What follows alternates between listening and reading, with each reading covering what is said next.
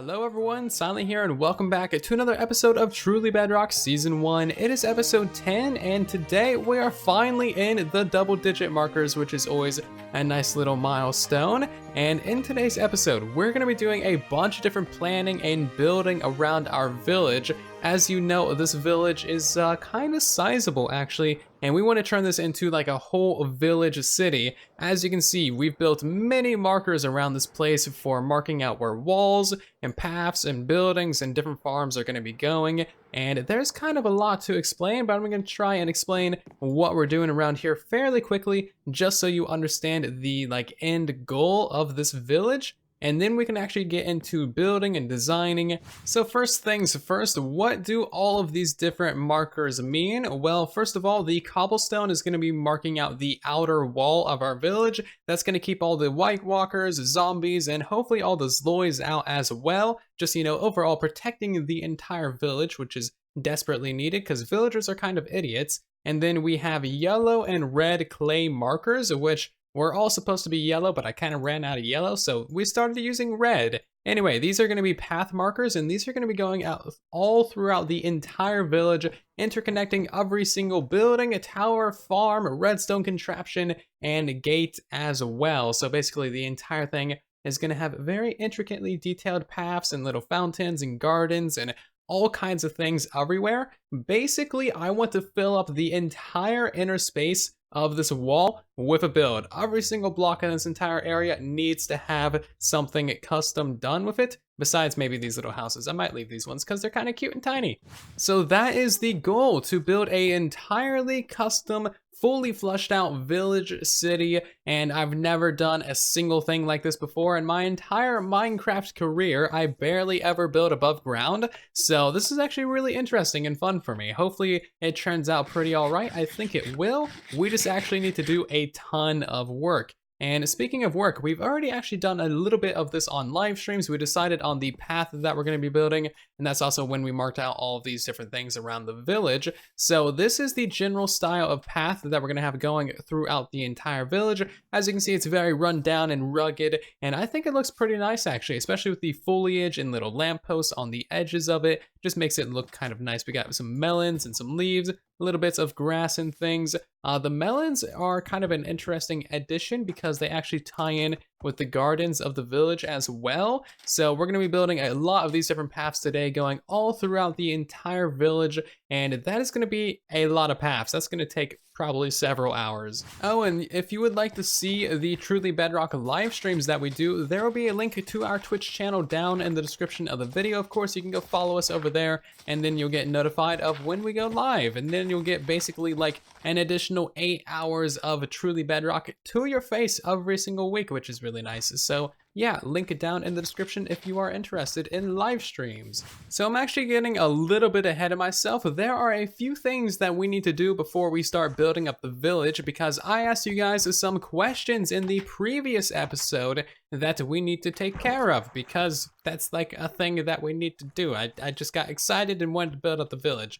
Anyway, one of the questions that I asked you guys is, what should we name our llama, our mysterious cave llama that just spawned down here somehow, even though we're underground? They're not supposed to spawn underground. And yeah, he spawned down here. He was running around for ages, but that guy has actually disappeared, and he has gone like super far away, all the way through this cave system, somehow walked down this corridor, even though I think he's too tall for that, and then ended up in this cobweb. I'm pretty sure this is the same llama. I mean, it very well could be a different llama. I honestly don't know. But now he's down here, and yeah, he's just super far away. He was running away because he's a strong, independent llama. But anyway, I need to get this back to our cave, and that might be a slightly tedious situation. Are you gonna get out of that water? Oh, yeah, he is. Sweet. So hopefully I can get this guy back without any issues. Well, issues have happened. He's up here now. He went up the water elevator because, that's a thing that he wants to do. I mean, I guess now he's a free and independent llama, but we're not going to allow him to be a free and independent llama. You, come with me. We're shoving you down this hole over here because that's a thing that is just gonna happen. Can he even fit down that with a trapdoor? I don't think he can. Okay, you go down the hole. Go down. Yeah, there we go. And he survived. Fantastic. I don't think he could have fallen down here before. I think he actually had to spawn down here. And we finally got this guy back into his rightful spot where he most likely spawned. And now we have a little bit of a comment from Little Dibbin saying that he is a cave llama, so he deserves to be named Mr. Spitstone because it just makes sense, and that is going to be what we name this guy. So thank you very much for the name suggestion. And we have one more comment from Ramanado saying that we should put a black carpet on this guy because he's a cave llama, and that's kind of like him being a bandit, and this is his cave hideout, which I love. So we're gonna go ahead and put a black carpet on this guy, which apparently you do like that. And oh my god, he's adorable. I love it. I love that you can put carpet on these guys. That's so cute. I love him. Mr. Spitstone is the most adorable llama that will ever walk this planet. Thank you guys very much for the name suggestions and general ideas for our cave llama. This guy's fantastic. I love him so much. I guess we'll go ahead and put a little bit of a lead on this guy. Maybe just tie him to this thing over here, just so he doesn't despawn or walk away. I've also blocked off that stuff, but now he's gonna be down here forever. Actually, you know what? We'll never see him if he's down here, because we're never gonna come down here. I'm gonna have to make a new fence post for this guy and put him somewhere where he's actually visible. Well, this is kind of awkward. I don't even know how I got in here, but now I'm like just swimming. Help, please. This is weird. Okay, this is actually really weird. Like, the camera's all the way down here, but my character is all the way up here. This is super broken. I have no idea how I did this. Like, I've jumped into this fish farm before, and nothing like this has happened, and now just weirdness is happening. Oh, it does that going this way, too. This is so strange. The third person is something extremely peculiar. And while we're reading some comments, we have an excellent name suggestion from Free, and I don't really know how to say the rest of the name. I'm sorry, but thank you very much for the name suggestion for our booties. So we're gonna call the boots Achilles heel, of course, which is just like the natural name. I don't know why I didn't think about this, but it's like the perfect name for our boots because it kind of goes with all of the other Greek mythology name that we have now. So like now we have the harp and the Pegasus and now Achilles heel as well. So, I mean, yeah, apparently we're going full-blown Greek. Or is it Roman? I should know these things. I don't know these things, but either way, I like it. So thank you very much for Free for the name suggestion. So back on track of what we should be doing instead of messing with cave llamas, we need to do a lot of work in this village. And the first thing that I want to do is set aside some time for some paths. So we need to make a lot of paths going all the way throughout this entire village, which is probably going to be the most time-consuming part of this village, besides actually building up the wall going around this entire thing, which is going to be extremely resource intensive, but we will worry about that later on in this episode, probably. So I've already gotten all the materials needed for some paths: red terracotta, red and orange clay. We got ourselves some red sand, all the different dirts and grasses and stuff, a cha-cha wood, some dark oak fences and lanterns for the light posts, and then also some greenery and bone meal as well. So hopefully this stuff doesn't take too long to build up. It took a pretty long time to actually figure out how to make this somewhat good and somewhat interesting. And now we just need to build this up going throughout the entire village as well. So about an hour and a half later, I've done a ton of path making work. I've made, I've extended this path going all the way to the main gate up there and to the left a little bit. I've also extended the path going across the front of our house and down to our nether portal. And then I've also kind of connected the two. So this one connects up to the main one over there. And honestly, I think these turned out pretty okay. It's going to be a lot nicer once we have the actual wall in place and once we build up all the buildings as well, which, by the way, is what the netherrack markers are for. And I also went ahead and put in all of the lampposts as well, which I just like. These things are just cute and tiny and adorable, and they just look all right. Very simple, but they get the job done, and the super cool lanterns are, of course, super cool. And that's pretty much all there is to it. So now that we have this done, we need to figure out how we're going to be designing the wall for the actual village as well. I know for a fact I will not be building the entire wall today because that's going to cost many thousands of logs, but yeah, we'll get as much done as we possibly can. And now that it's nighttime, you can actually see what this looks like. and it looks pretty illuminated, doesn't it? These lanterns are honestly amazing. There's not really that many torches around, and these lanterns are just lighting up the entire area, looking super cool, especially with the broken moonrise. So I've done a little bit of work building up some wall designs behind our house over here, just 2 different wall designs so that we can get a feel for which one we actually want to build on the village. Both of these were inspired by a mythical sausage video that I saw recently, which will be linked down below, and neither of these are as detailed as they could be. I just want to get a feel for which one would work best for our village. So the first wall is of course a very sandstony, very detailed wall of just a few spruce pillars. This is stripped spruce. And then of course we got a little bit of greenery and some lanterns, of course, looking very fine. And then the second wall is basically like a keep all zombies and Zloys out barrier, which honestly looks really cool. We could make this a little bit taller even. It's got a lot of support with the cobblestone and the mossy cobblestone, nice few lanterns, and the greenery as well, because you gotta have the greenery. And overall, I really like this wall, but this wall is also really good looking. I just know that this one is a super pain to build and really requires a lot of sandstone,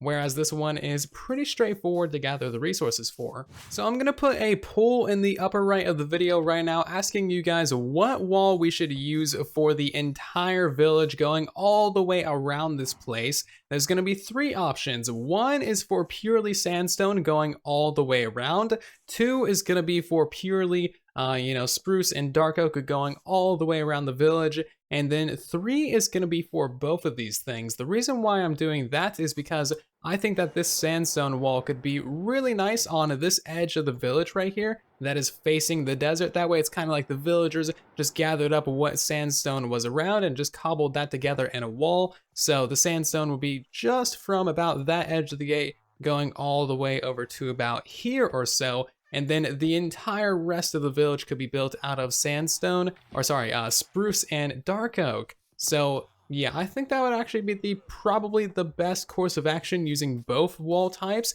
mainly this one, and then a little bit of sandstone over here as well. Because honestly, they both look really good, but this one is seriously a very long process to build up. And this one is pretty straightforward, but also really good looking as well. So we need to head over to the shopping district now and do a little bit of building over there. Now, because I'm kind of a mega derp, I didn't realize that I wasn't smelting netherrack for red nether bricks. So I was harvesting all the nether warts in the world for red nether bricks, but didn't have the other ingredients. So I just stole quite a few stacks from Zloy over here because he's just been permanently smelting down basically everything in the world. And if you don't believe me, he has literally double chest upon double chest of random things to be burned. I mean, just look at this. Completely unorganized, completely random, and amazing. So I stole a whole bunch of burnt down nether bricks from him. Gonna put in some more netherrack to replace it.